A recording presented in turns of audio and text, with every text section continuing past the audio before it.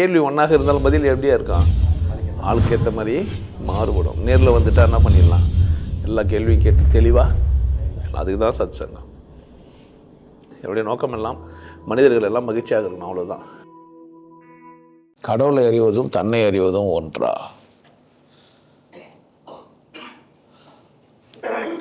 திருவண்ணாமலைக்கு யாரெல்லாம் போயிருக்கீங்க? கீழே குகைக்குள்ளே ஒரு கோயில் இருக்குதாமே, திருவண்ணாமலைக்கு உள்ள கீழே போயிருக்கீங்களா? அது குகை கீழே பள்ளத்துக்குள்ளே போயிருக்கீங்களா? கண்ணாடி சாமின்னு ஒன்று இருக்குதாமே. தன்னை அறிவதும் கடவுளை அறிஞ்சதும் ஒன்றான்னு கேட்டது கேள்விக்கு திருவண்ணாமலைக்கு போயிட்டேன் நான்.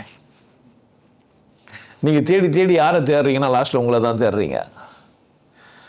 ஏன்னா ஒருத்தர் கேட்டார், கடவுள் சூன்யன்ட்டீங்க, நான் எப்படியா வணங்குறது அப்படின்னா, உங்களை தான் நீங்கள் வணங்கணும், உங்களை தான் நீங்கள் கொண்டாடணும், உங்களை தான் நல்லா குளிப்பாட்டணும், உங்களை தான் நல்லா சாப்பிட்ணும், உங்களுக்கு தான் நல்லா உடுத்திக்கணும். உங்களை யார் மகிழ்ச்சியாக வச்சிங்கன்னா நீங்கள் வச்சுக்கணும். உங்களுக்கு ஒரு வடிவம் தேவை கடவுளுக்குன்னா அது யார் வடிவம் தான்? உங்கள் வடிவம் தான். ஸோ கடவுள் தேடுறதும் என்ன தேடுறதும் ஒன்றான்னா சில இடத்துல மட்டும் மாறுது. எப்படி அப்படின்னு கேட்டிங்கன்னா, என்னை தேடுறது அப்படின்னா நான் ஒரு சமூக விலங்கு, சமூகம் என்னை வளர்த்துருக்கோம், நான் அதுவாக தான் அடையாளப்படுத்திப்பேன், என்னால் அப்படி தான் இருக்க முடியும். நான் ஒரு தமிழன்னு சொல்லிப்பேன், இல்லை ஏதோ ஒன்று வேறு எதனா சொல்லிடலாம், அவங்கவுங்க விருப்பம். அப்படி நம்ம அடையாளப்படுத்தினா அங்கே நின்றுவோம். அப்போ செத்துருத்து எது அப்படின்னு ஒரு கேள்வி கேட்டால், நிலையானது ஆத்மானு ஒருத்தன் சொல்லி உங்களை குழப்பியிருப்பான். அது வெறும் மனம்தான். அது ஆன்மானா நீங்கள் ஒரு பேர் வச்சுக்கிறான் வேறு ஆன்மான்ட்டு. ஆன்மாலாம் நிலையானதெல்லாம் இல்லை, அது ஒரு நாள் இறைவனோட ஐக்கியமாயிடணும். அப்போ நான் தானா, நான் இங்கே இருக்கிற வரைக்கும் மனமாக இருக்கிறேன், நான் இல்லாத போது அது இறைவனாக இருக்கிறேன். அப்போ இறைவனா எனக்குள்ளும் ஒரு இது வெளியும் ஒரு இது. இப்போ கூட ஒரு பாட்டு பாடினாங்க, உள்ளே நீ தான் வெளியே நீ தான் அப்படின்லாம். ஸோ கடவுளை அறிஞ்சிட்ட பிறகு நான் என்னை எடுத்துன்னு போய் அங்கே நிறுத்திக்கணும். ஒருவன் கடவுளை அறிந்து விட்டான் அப்படின்றதுக்கு அடையாளமே ரொம்ப இலகுவாயிட்டிருப்பான், எளிமையாகிட்டிருப்பான், ஆணவம் இல்லாமல் ஆகிட்டிருப்பான், சராசரி மனுஷனுக்கும் கீழே இருப்பான், பிடிச்சி இழுத்தா வருவான், சொன்னால் கேட்பான், அது ஊற்று கேட்பான், பேசுனா பேசுவான்.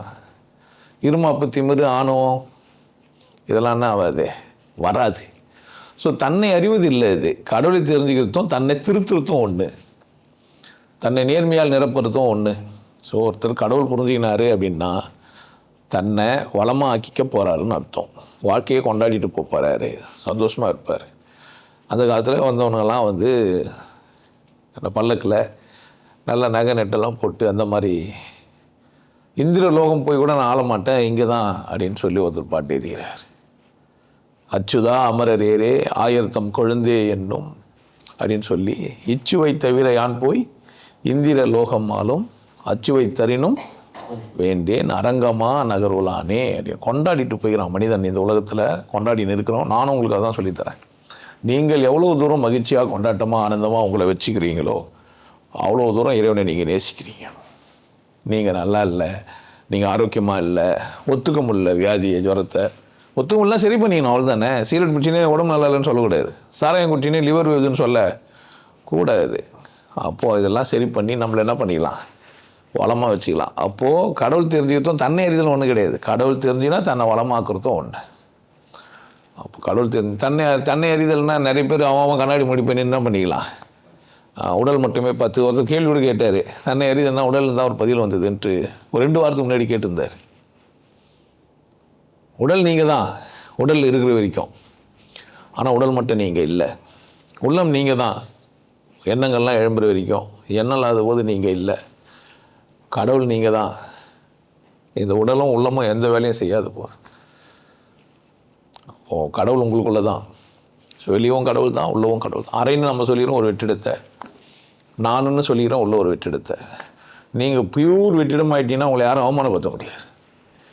கம்மன்னு சிரிப்பீங்க, உங்களுக்கு திடீர்னா சிரிப்பு வரும், அது நான் இல்லைன்னுவீங்க, இல்லை அவமானத்தில் சாவீங்க, துக்கம் உங்களை ஆட்டி படைக்கும். ஸோ தன்னை அறிதல் எல்லாம் இது. கடவுள் தெரிஞ்சுக்கிறதுனால தன்னை என்ன வாக்கிடலாம், வளமாக்கிடலாம், கொண்டாட்டமான மனிதனாக மாற்றிடலாம். அதுக்கான கோயிலில் இது மாதிரி கண்ணாடி வச்சு கும்பிடலாம் சொல்லிக்கிறாங்க. போய் சிதம்பரம் கோயில் போனால் ஒன்றுமே இல்லாத வெற்றிடத்தை காட்டுறது, கண்ணாடி வச்சு சாமி கும்பிட்றது, கண்ணாடி போல் முன்னாடி நின்றானேன்னு சொல்கிறது. ஸோ உங்களை கவனிக்கிறது தான் வாழ்க்கை. ரெண்டுக்கும் கொஞ்சம் வித்தியாசம் இருக்குது. தன்னை அறிதல்னால் சுய பரிசோதனை செஞ்சு உங்களை பற்றினா நீங்கள் எழுதுனீங்கன்னா அசிங்கமாக இருக்கும். நீங்கள் எதனா பேசிட்டு ரெக்கார்ட் பண்ணி கேளுங்க, நீங்கள் தான் பேசுனீங்களான்னு இருக்கோம். அவ்வளோ தூரம்லாம் சரியாக நம்மளால் பேச முடியாது. இப்போ ஒருத்தர் தன்னை மாற்றிக்கலாம். நான் எப்படி வாழணும்னு யார் முடிவு பண்ணிக்கலாம்? நான் முடிவு பண்ணிக்கலாம். என்னை நானே வரையறுத்துக்கலாம். அந்த அதிகாரம் உங்களுக்கு இருக்குது. ஆனால் தரமாட்டேன்றான். ஒரு கணவன் மனைவிக்கு அதிகாரம் தரல, மனைவி கணவனுக்கு அதிகாரம் தரல. குரு சீடர்களுக்கு இந்த கலர் ட்ரெஸ் தான் போட்டுன்னு வரணும், பார்த்த உடனே பச்சை மிளகா வெங்காயம் வரணும், அப்படி தானே சுதந்திரமே. எங்களை போனால் என்ன ஃபஸ்ட்டு நம்மளை முடுங்குறான், நம்மளை ஒரு முட்டாள் அடிமை. நான் கடவுள் புரிஞ்சிங்கன்னா என்ன பண்ண வேண்டியதில்லை. நீங்கள் யாருக்கும் நீங்கள் அடி பண்ண வேண்டியதில்லை, சந்தோஷமாக இருக்கலாம். ஸோ தன்னை அறிதல் இல்லை, இது தன்னை வளமாக மாற்றுவது. உங்களுக்கு எல்லாருக்கும் ஒரு விஷயம் சொல்கிறேன். ஆனந்த வாழ்வு அப்படின்ற ஒரு கோர்ஸ் யூடியூப்பில் போட்டு வச்சுக்கோங்க. Happy life course. நீங்கள் மெம்பர் ஆனீங்கன்னா ஆனந்த வாழ்வு கோர்ஸை நேரடியாக நீங்கள் யூடியூப்பில் பார்க்கலாம். ஃபேமிலியாக டிவியில் போட்டு என்ன பண்ணலாம், எல்லாரும் ஃபேமிலியாக போட்டு பார்க்கலாம். ஒருத்தர் தான் சப்ஸ்கிரைப் பண்ணீங்க, 5 பேர் 6 பேர் என்ன பண்ணலாம், நீங்கள் அதை பார்க்கலாம். வாய்ப்பு பயன்படுத்திக்க. நல்லா இருங்க, சிறப்பாக இருங்க, கொண்டாட்டமாக இருங்க. உங்களை நீங்கள் மதிப்பு மிகுந்தவராக மாற்றுறது உங்கள் கையில் தான் இருக்குது.